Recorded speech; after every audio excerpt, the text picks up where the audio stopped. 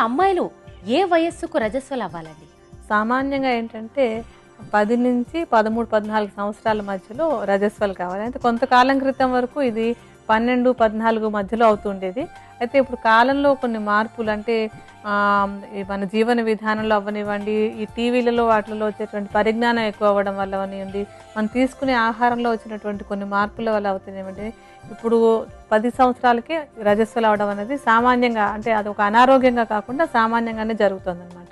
అంటే సుమారుగా 10 నుంచి 14 సంవత్సరాల వయసు మధ్యలో రజస్వలు అవడం అనేది సామాన్యం. కొంతమంది ఆడపిల్లలో మనం చూసినట్లయితే యుక్త వయసు దాటిపోయినా సరే వాళ్ళు ఇంకా రజస్వలు కాకుండా ఉంటారు. దీనికి కారణం ఏమిటంటారు? ఒక అమ్మాయి ఏ వయసులో రజస్వలు అవుతుంది అనే అంశం రకరకాల కారణాల మీద ఆధారపడి ఉంటుందమ్మా. అందులో మొట్టమొదటి చెప్పుకోవాల్సింది ఏంటంటే వంశపారంపర్య లక్షణం, అంటే జీన్స్లోంచి వచ్చేటువంటిది.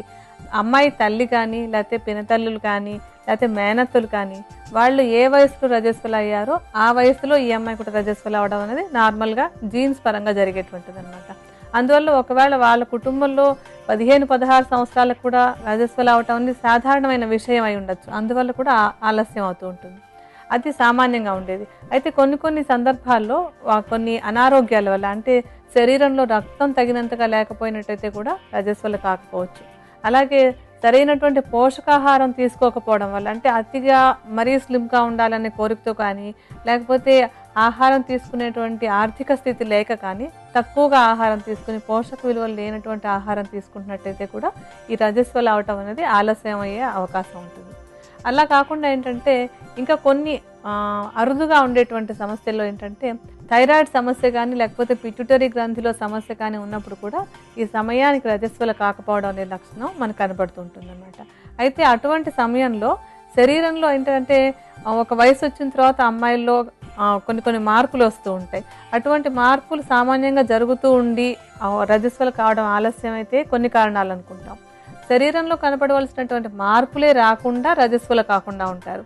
అది కొంచెం తీవ్రమైనటువంటి పరిస్థితి అనమాట. అండ్ కొన్ని మరీ అరుదుగా టర్నర్ సిండ్రోమ్ అని ఉంటుంది. అది క్రోమోజోమ్స్లోనే సమస్య ఉంటుంది. అంటే అప్పుడు ఆడపిల్లలో ఎటువంటి ఎదుగుదల కూడా కనపడదు అనమాట. అది తేలిగ్గా మనం గుర్తించగలుగుతాం. శారీరకమైనటువంటి ఎదుగుదల లక్షణాలన్నీ కనపడుతూ ఈ రజస్వలు కావడం ఆలస్యమైనట్టయితే కనుక మనం కొన్ని ఔషధాలతోటి పరిష్కరించగలుగుతాం. సమయానికి ఆడపిల్లలు రజస్వలు అయ్యేందుకు ఆయుర్వేద ఔషధం ఏ విధంగా తయారు చేసుకోవాలో వివరిస్తారండి? ఈ ఔషధం తయారు చేసుకోవడానికి మనకి మొట్టమొదటి కావాల్సినటువంటి ద్రవ్యం ముసాంబరం. ముసాంబరం సుమారుగా ఒక 10 గ్రాముల చూర్ణాన్ని తీసుకోవాలి. ఇప్పుడు మనం కొద్ది పరిమాణంలో ఔషధం తయారు చేసుకునేందుకు ఎంత చూర్ణం కావాలో ఆ పరిమాణంలో తీసుకుందాం. ఈ ఔషధం తయారు చేసుకోవడానికి మనకు కావాల్సినటువంటి మరొక ద్రవ్యం ఇంగువ. కొద్దిగా ఔషధం తయారు చేసుకోవడానికి ఎంత ఇంగువ కావాలో ఆ పరిమాణంలో తీసుకుందాం. తర్వాత కావాల్సినటువంటి మరొక ద్రవ్యం కాశీస భస్మం.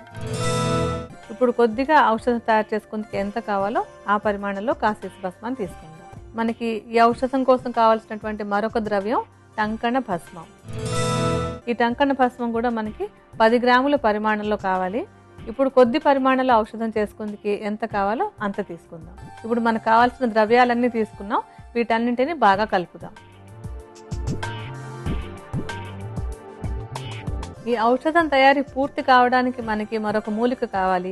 అది కలబంద. ఈ కలబంద ఆకును కోసి ఆ లోపల ఉన్నటువంటి గుజ్జును తీసుకోవాలి.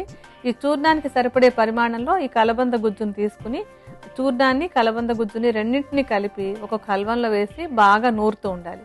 ఆ బాగా నూరిన తర్వాత అది చిక్కగా తయారై ఒక ముద్దలాగా, అంటే మనం మాత్ర తయారు చేసుకోవడానికి అనుకూలమైన పరిస్థితి వచ్చే వరకు నూరుతూనే ఉండాలి. అది ఎప్పుడైతే మనం మాత్ర తయారు చేసుకోగలిగేలాగా అయ్యిందో అప్పుడు తీసుకుని శనగ గింజంత పరిమాణంలో మాత్రలు చేసుకుని ఉదయం 2, సాయంత్రం 2 చొప్పున తీసుకుంటున్నట్టయితే కనుక ఎవరికైతే ఈ రజస్వలు కావడం అనేది ఆలస్యమైందో వాళ్ళలో ఈ రజస్వలు అయ్యేందుకు అవకాశం ఎక్కువ అవుతుంది.